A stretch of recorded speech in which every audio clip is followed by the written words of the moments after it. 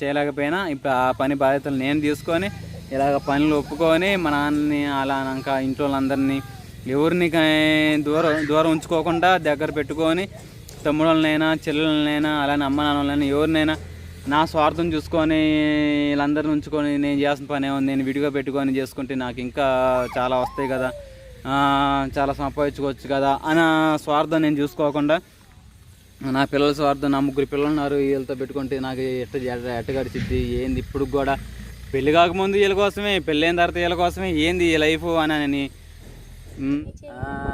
Happy birthday to you advance గా సాహస్ బాబు, Sahas prince నన్ను ఊపుతున్నాడు, నేను ఊపాలరా నిన్ను, సరేనా?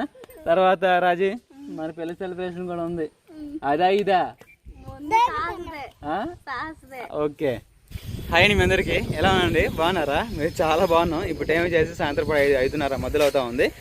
ఇంకా 2 రోజులు పెట్టి వీడియోస్ లేట్ అని పనులు ఉండబట్టి కొంచెం లేట్ అన్నమాట. కొంచెం కట్టుబడి పని మేము కొత్తది ఒప్పుకున్నాము, అది చేస్తామని చెప్పే కదా, ఇంకా పనులు పడిపోయి వ్లాగ్స్ అనేది డిలే అవుతూ ఉన్నాయి. ఒకవేళ వ్లాగ్స్ తీసినా చేసే పనులకి వాటన్నిటికీ అంత ఇంట్రెస్ట్ కూడా చూపించట్లేదు. అలాంటప్పుడు ఎందుకులే తీయడం అని చెప్పేసి అక్కడ పనులు ఏముందిలే మగవాళ్ళు చేసే పనులు అని చెప్పేసి తీయట్లేదు. ఎప్పుడో ఒకసారి తీద్దామన్నా కూడా ముందు నాకు వీలు ఉండట్లేదు, మనుషులను పెట్టి పని చేయించుకుంటా నేను చేస్తా కుదరట్లేదు కదండి విషయం. బొడ్డోడికి 6 నెల వచ్చి ఇప్పుడు దగ్గరగా 15 రోజులు 10 రోజుల పైన వస్తుందండి. అయితే 6 నెలలు వచ్చిన కాంచి అన్నప్రాసన చేసిన కాంచి పాలు అసలు తాగట్లేదు. సుహాస్ పాలు తాగట్లేదు. ఒకవేళ తాగినా అలా 2 కుక్కలు ఒక గొక్కేస్తున్నాడు వదిలేస్తున్నాడు, ఒక గొక్కేస్తున్నాడు వదిలేస్తున్నాడు, అలాగా చేస్తున్నాడు తప్ప పాలు అనేది కడుపునట్టు తాగలేదు నైట్ కూడా. ఎందుకంటే మెయిన్ కారణం ఏంటంటే ఈ గారికి అన్నప్రాసన చేసిన కాంచి ఇంకా తిండి మీద అలానే వాటర్ మీద ఇంకా ఏమైనా వస్తువులు అలాంటి ఏమైనా తినాలనిపించేసి ఏం తాగాలనిపించేసి అనిపిస్తుంది అనుకుంటా. అందుకని చెప్పేసి పాలైన అవతల ఏమైనా అన్నం తిన్నా బాగుండు, కడుపు నిండా తాగినా బాగుండు అని చెప్పేసి వీడు అట్ట ప్రవర్తిస్తున్నాడు. చూస్తుంటే అట్ట అర్థమవుతుందన్నమాట. అందుకని చెప్పేసి అలా కాదులే ఈ పాలు కూడా తాగట్లేదు పిల్లడు మరి తగ్గిపోతాడని చెప్పేసి హాస్పిటల్ తీసుకెళ్ళి చాలామంది మామూలుగా విడిగా చదువుతున్నారు. పిల్లడికి సెర్లెక్స్లో ఈ రకం తీసుకోండి, ఆ రకం తీసుకోండి, ఇది పెట్టండి, ఉగ్గు పెట్టండి అని చాలామంది సలహాలు ఇస్తున్నారు. మీ అందరికీ థ్యాంక్ యూ అండి. అయినప్పటికీ డాక్టర్ని కన్సల్ట్ అయ్యి డాక్టర్ ద్వారా మన సెర్లెక్స్ కానీ ఆయన చెప్పే దాన్ని బట్టి మనం ఫాలో అయితే బాగుండని చెప్పేసి బలరాం హాస్పిటల్కి తీసుకెళ్తున్నాను. తీసుకెళ్ళి అయ్యగారికి చెబుతాను పిల్లోడు ఇట్లా పాలు తాగట్లేదని చెబితే ఆయన సెర్లెక్స్ ఏది అంటే 6 monthsకి ఏది పెడితే బాగుండు అని చెప్పేసి రాస్తారు కదా, అది మంచి పని అని చెప్పేసి ఇంకా రాజు నేను అయితే బయలుదేరుతున్నాను హాస్పిటల్కి. అలానే ఇంట్లో సరుకులు కూడా అయిపోయినాయి, వస్తూ సరుకులు తీసుకోవాలి. తర్వాత సాహస్ది ఇప్పుడు దాకా శ్వాసది చెప్పే కదా, తర్వాత సాహస్ బాబుది ముందుగా మీ అందరు విష్ చేయాలి. ఏంటంటే ఇంకా సాహస్ది పుట్టినరోజు మాట. ఎప్పుడంటే 27 2-3 రోజుల్లో సాహస్ది సెలబ్రేషన్ ఉంది పుట్టినరోజు. తర్వాత ఆ 3 రోజులు గడిచిన తర్వాత మళ్ళీ మా పిల్ల రోజు ఉంది 29న. ఒకే నెలలో ఇన్ని వచ్చినాయి మాట. ఇవన్నీ అనుకుంటే హ్యాపీగా ఉంది. కానీ మరో పక్క పెద్దవాడిని సాహస్ని స్కూల్లో చేర్పిద్దామని అనుకుంటా ఉన్నాము. అయితే స్కూల్లో చేర్పియాలంటే ఏం మ్యాటర్ మన ముఖ్యంగా కావాల్సింది ఏంటంటే ప్రైవేట్లో చేర్పియాలన్నా కూడా మనం గుంటూరులో ఇంటికాడ ఇల్లుని కనిపెట్టుకొని ఇంటికాడ ఉంటా వ్యవసాయం చేసుకుంటా ఈ పనులన్నీ చేసుకుంటుంటే మనం ఉండగలుగుతాం. కానీ ఇప్పుడేమో కాలం రాలేదు, ఇంకా మాకు రావాలంటే 8 నెలలోనో 9 నెలల్లో కాలం వచ్చేది, వ్యవసాయం పనులు మొదలయ్యేది. అప్పుడు మన ఇల్లు కాడ ఉండి అన్ని పనులు చేసుకుంటాం. అలాంటిది ఇప్పుడు ఇటు కాకుండా అయిపోతుంది, పిల్లల భవిష్యత్తు పాడైపోతుంది. ఇలానే అమ్మ నాన్నలు కూడా చిన్నపిల్లప్పుడు ఆ ఊరని ఈ ఊరని అంటే వలసకి బ్రతుకు తెరికి అని చెప్పేసి పిల్లల్ని పోషించడానికైనా దేనికైనా ఆ పని ఈ పనికైనా అలా ఊర్లు మా అమ్మ నాన్నలు అలా తీసుకెళ్ళి పనులు చేసుకుంటే కష్టం చేసుకుంటే మమ్మల్ని మా నాన్న 3 పెంచి ఈ పొజిషన్లో తీసుకొచ్చాడు. ఈ పొజిషన్లో అంటే ఆయన ఉన్నంతలోనే తీసుకొచ్చినా నేను ప్రౌడ్గానే చెప్పుకుంటున్నాను మా నాన్నే. ఏందని ఏముందిలే ఒక పనే కదా, ఈ పనికి పెద్ద ప్రౌడ్గా అనుకుంటున్నాం ఏంది అని కొంతమంది జెలసీగా అనుకోవచ్చు. అదేం లేదండి, నాకు ఈ చేతి నిండా ఈ అరిచేతులకి నాకు పనిచేయడంటే మా డాడీయే. ఇప్పుడు ఆయన ఉండబట్టే, మా నాన్న మేస్త్రి అవ్వబట్టే కదా నేను పెద్ద మేస్త్రి అవ్వగలిగింది. ఒక రైతు కొడుకుగా అయితే ఎంత కరెక్టో, అలానే ఒక కొడుక్కి డ్రైవర్ అయితే తప్పేంటిది. అలానే ఒక మేస్త్రి కొడుకుగా నేను ఉండటం చాలా ప్రౌడ్ అవుతున్నా అన్నమాట. నాకు చాలా హ్యాపీగా ఉంది. నీకు చెప్పే కదా, మన ఈ పనులు మనం సంపాదించేది ఎంతో, చేసేది ఎంతో, ప్రతిదీ మీకు చెప్పాను. నేను ఎప్పుడు కూడా ఈ పని చేస్తా ఎప్పుడు నామూషి అనుకోలేదు. ఇంకా నేను మా డాడీ, నా అమ్మ నాన్నలు చేస్తానా మీకు చాలాసార్లు చెప్పాను.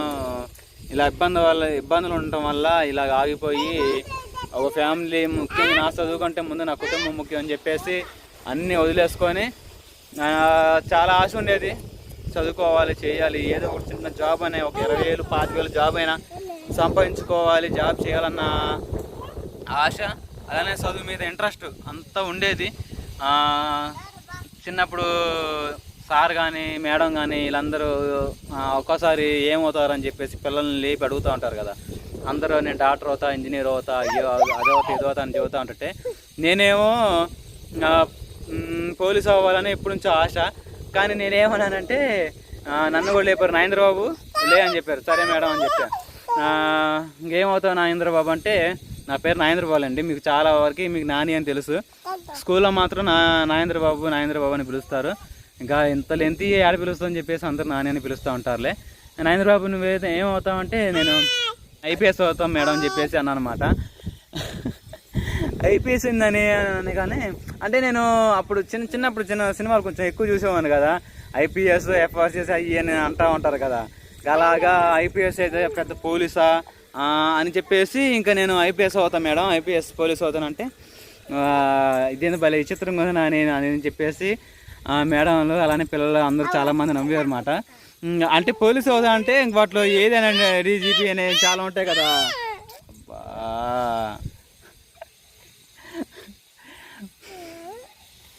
ఏంద్రా మీ బాధ? ఏదైనా మాట్లాడండి, లేకపోతే మాట్లాడండి. మాట్లాడుతుందా? మాట్లాడు, చెప్పు, ముక్కులు వెళ్ళిపెట్టి కాకూడదు, తప్పది, బ్యాడ్ బాయ్ అంటారు. చెప్పండి, చెప్పు. నీ పేరేం పేరు? సుహాసిని. నేనే చెప్పేసాగా. నీ పేరేం పేరు చెప్పు మరి. వాడిని అసలు గెలవనియద్దు. మర్రా ఎక్కడ దాకా వచ్చానండి, ఇంకా అంతవరకు చెప్పే కదా. అలా జరిగింది. తర్వాత ఇంకా ఇది పోయి చివరికి దేవుడే చూపించిన దారిని చెప్పుకొని నా ఫ్యామిలీని లీడ్ చేసుకుంటూ అన్నీ మానుకొని, ఇంట్రెస్ట్ చదువు ఎంత మానేసుకొని, ఇదే ముఖ్యంలే, ముందు అమ్మ నాన్నలు, ముందు ఫ్యామిలీ ముఖ్యం అని చెప్పేసి ఏదైతే అదేంది సేకరి చేసుకొని కష్టం చేసి పైకి వచ్చిన వాళ్ళు ఎంతమంది లేరు అన్న ఆలోచనతో ఇంకన్నీ మానేసుకొని అష్టాన్ని అడియాసులు చేసేసుకొని ఈ ఫీల్డ్లోకి వచ్చానమాట. ఈ ఫీల్డ్లోకి వచ్చిన కానీ మా నాన్నకు ఒక కుడి చేతిలాగుండి ప్రతిదీ ఈ రోజు కూడా మా నాన్న రైట్ హ్యాండ్, మా నాన్నకు ఒక రైట్ హ్యాండ్గా ఉంటూ ఏ రోజు మాత్రం మా కుటుంబ విషయంలో అయినా కానీ ఏ విషయంలో అయినా ఏ తక్కువ కానికుండా తీసుకొచ్చానమాట. అంత లాక్కొచ్చాను, అంత హ్యాపీగా ఉంటుంది. ఇంతకంటే కావాల్సింది ఏముంది? నా చెల్లి పెళ్లి చేసి చక్కన ఇల్లు కట్టుకొని, ఏమి ఎవరిని దేహి అని ఒక చేయి చాచకుండా మన కాళ్ళ మీద మనం నిలబడ్డాం. ఎందుకంటే కావాల్సింది ఏముంది? ఇంకా మా నాన్న నన్ను చదివిపోయిన నాకు ముందుండి ఒక బలంగా ఉండి ఒక పని నేర్పించాడు అన్న ఏమంటారు ఆ హ్యాపీనెస్తో ఇప్పటివరకు తీసుకొచ్చానమాట. ఇప్పుడు మా నాన్న పని వర్క్ ఏమంటారు, మా నాన్న ఇప్పుడు పని ఆగిపోయినా కొంచెం చేయలేకపోయినా ఇప్పుడు ఆ పని బాధ్యతలు నేను తీసుకొని ఇలాగ పనులు ఒప్పుకొని మా నాన్నని అలా ఇంకా ఇంట్లో వాళ్ళందరినీ ఎవరిని దూరం ఉంచుకోకుండా దగ్గర పెట్టుకొని, తమ్ముళ్ళనైనా చెల్లెలనైనా అలానే అమ్మ నాన్నలైనా ఎవరినైనా నా స్వార్థం చూసుకొని వీళ్ళందరిని ఉంచుకొని నేను చేసిన పని ఏముంది, నేను విడిగా పెట్టుకొని చేసుకుంటే నాకు ఇంకా చాలా వస్తాయి కదా, చాలా సంపాదించుకోవచ్చు కదా అన్న స్వార్థం నేను చూసుకోకుండా, నా పిల్లల స్వార్థం, నా 3 పిల్లలు ఉన్నారు వీళ్ళతో పెట్టుకుంటే నాకు ఎట్ట గడిచిద్ది ఏంది, ఇప్పుడు కూడా పెళ్ళి కాకముందు వీళ్ళ కోసమే, పెళ్ళైన తర్వాత వీళ్ళ కోసమే, ఏంది ఈ లైఫ్ అని ఎప్పుడో మనసాక్షి అయ్యి అంటే గలిపిలి చేస్తూ ఉంటారు. అంటే ఒక సైతాను ఏదో కుటుంబాన్ని విడదీయాలన్నట్టుగా కామెంట్ సెక్షన్లో కూడా చాలామంది ఏదేదో మాట్లాడుతా ఇవన్నీ అంటూ ఉంటారు. అయినప్పటికీ ఇవి పట్టించుకోకుండా ముందు నా ఫ్యామిలీ ముఖ్యం, తర్వాత ఇక జరిగింది అని చెప్పేసి నేను ముందుకు పోతా ఉంటాను అనమాట. అదే అండి మ్యాటర్.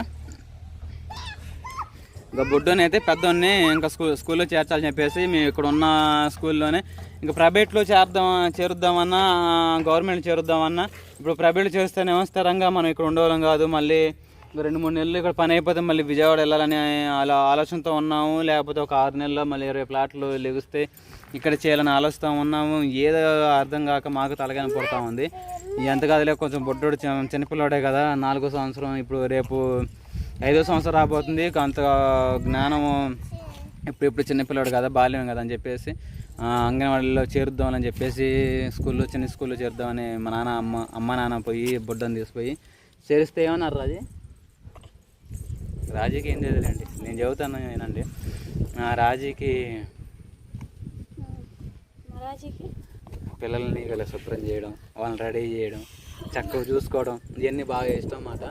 అయితే ఇంకా అమ్మ నాన్న పోయి ఇంకా స్కూల్లో పోయి కనుక్కుంటే మేడం గారు సార్ గారు ఏమన్నారంటే, మీరు ఎటు పోకుండా 2 నెలలు మీరు ఎటు వెళ్ళకుండా 2 సంవత్సరాల దాకా ఏడు ఉంటారంటేనే బొడ్డోడి పేరు అంటే పెద్దోడి పేరు ఎక్కించుకుంటాము, స్కూల్లో జాయిన్ చేయించుకుంటాము. మళ్ళీ మీరు 2 నెలలకి 3 నెలలకి మీరు వెళ్ళాలన్నా చేయాలన్నా అప్పుడులాగా లేదు కదా గవర్నమెంట్. ఇప్పుడు సిస్టమ్ అంతా మారిపోయింది. ఆధార్ కార్డులు ఒకసారి ఇంకా ఏమంటారు జాయిన్ అయిన తర్వాత ఒకసారి రిజిస్టర్ అయిన తర్వాత మళ్ళీ మీరు వేరే చోటికి వెళ్ళి ఉండాలన్నా కూడా ఒకవేళ చేయాలన్నా కూడా జాయిన్ చేసుకోరు.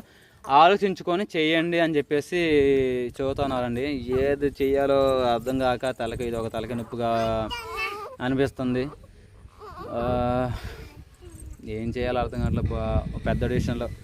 ఒకవేళ ప్రైవేట్లో చేరుద్దామంటే ఇక్కడ ఉండేది ఎన్నాళ్ళ పని ఉండిద్దో ఏమో. విజయవాడలో పోయి సంవత్సరం పని చేసుకున్నాను. అక్కడ పోతే చివరి కట్ట అయిపోయి పని లేదని చెప్పేసి మనం ఇక్కడికి వచ్చాము. ఇక్కడ గ్యారెంటీ ఉండదు ఏది చేయాలో. పిల్లల విషయంలో చదువు విషయంలో అలాగ ఉంటుంది. ఒక పక్క ఇంటికి పోయి పిల్లల్ని చదివించుకుంటూ పనులు చేసుకుందామంటే ఇక్కడ 10 రూపాయలు సంపాదించుకుంటే అక్కడ 5 రూపాయలు సంపాదించగలుగుతాం. 5 రూపాయలకి మనకు ఉప్పు కూడికి ఏమి చాలు పెట్టవు. అలాంటప్పుడు ఎందుకులని చెప్పేసి మనం ఇలాగొచ్చి ఉండగలుగుతున్నాం. ఏదో ఎన్నెన్ని ఆలోచనలు, ఎన్నెన్ని బాధ్యతలు ఎన్నెన్నో ఉంటాయి. మనం అన్నీ చెప్పుకోలేము. అలా ముందు సాగుతూ ఉండాలి. ఒక పక్క పిల్లల్ని, రాజుని, ఒక పక్క ఫ్యామిలీని, ఒక పక్క మనుషుల్ని, ఒక పక్క పనిని, ఇవన్నీ ఒక్కసారి బాగా తలకనొప్పి ఉంటా ఉంటుంది. అయినప్పటికీ నవ్వుతా ఏమైంది అంత దేవుడు చూసుకుంటాడులే ముందు సాగుతా అని చెప్పేసి అనిపించింది మాట. ఏంది రాజే ఏడుస్తున్నాడా? ఓపి తీసుకున్నావా? ఈ అయ్యగారికి పోయి ముందైతే సెలెక్ట్ తీసుకున్నామండి. ఈయన కడుపు నిండా పాలు తాగకపోతే మాకు పానం ఊరుకోవట్లేదు తల్లిదండ్రులుగా. ముందు ఆయన కడుపు నిండా తాగితేనే కదా, తింటేనే కదా మాకు హ్యాపీ. అందుకని చెప్పేసి వెళ్తున్నాము. త్వరగా వెళ్ళి ముందు హాస్పిటల్ తీసుకొని కావాల్సిన సరుకులు అవన్నీ తీసుకొని. ఏంది టిఫిన్ చేస్తావా? బిర్యానీ తింటావా? ఇడ్లీ తింటావా? సరేపా. ఎప్పుడో బియ్యం తింటాడంట. బియ్యమా బిర్యానీయా? బిర్యానీయా? ఓకే సరే. సెకండ్ రా చెయ్యి. Happy birthday to you advance గా సాహస్ బాబు. సాహస్ ప్రిన్స్ నన్ను ఊపుతున్నాడు, నేను ఊపాలరా నిన్ను. సరేనా? తర్వాత రాజీ మన పెళ్లి సెలబ్రేషన్ కూడా ఉంది. అదా ఇదా? ఓకే సరే. ఇంకా వీడియోస్ మాత్రం చాలా బాగుండిపోతున్నాయి. ఇంత మాటలతోనే ఇంత ఎంటర్టైన్మెంట్గా, ఇంత చక్కగా మీకు అర్థమయ్యే రీతిగా అలానే ఇంత ఎంటర్టైన్మెంట్ మాట్లాడడం, ఇలాగా చక్కగా నవ్వుతా పలకరింపుగా మీ ఇంట్లో వాళ్ళలాగా, ఒక తమ్ముడిగా, ఒక అన్నగా, ఒక కొడుకుగా మీతో మాట్లాడుతున్నట్టుగా నా బాధలు మీకు చెప్తున్నట్టుగా మీకు అనిపిస్తుంది కదా. అనిపించిద్దండి. ఎందుకంటే నేను పైగా మాట్లాడే మనిషిని కాదు, లాన్ నుంచి వచ్చే మాట అంత హ్యాపీగా ఉంటుంది. ఓకే ముందే త్వరగా వెళ్దాం పదండి, చాలా టైం అయిపోయింది. ఇప్పటికే 14 నిమిషాలు మాట్లాడాలంటే మీకు బోర్ కొట్టిందో లేకపోతే పర్వాలేదని బాగా మాట్లాడామని చెప్పేసి కామెంట్ సెక్షన్లో మీరే చెప్పండి. సరేనా? బయలుదేరనా?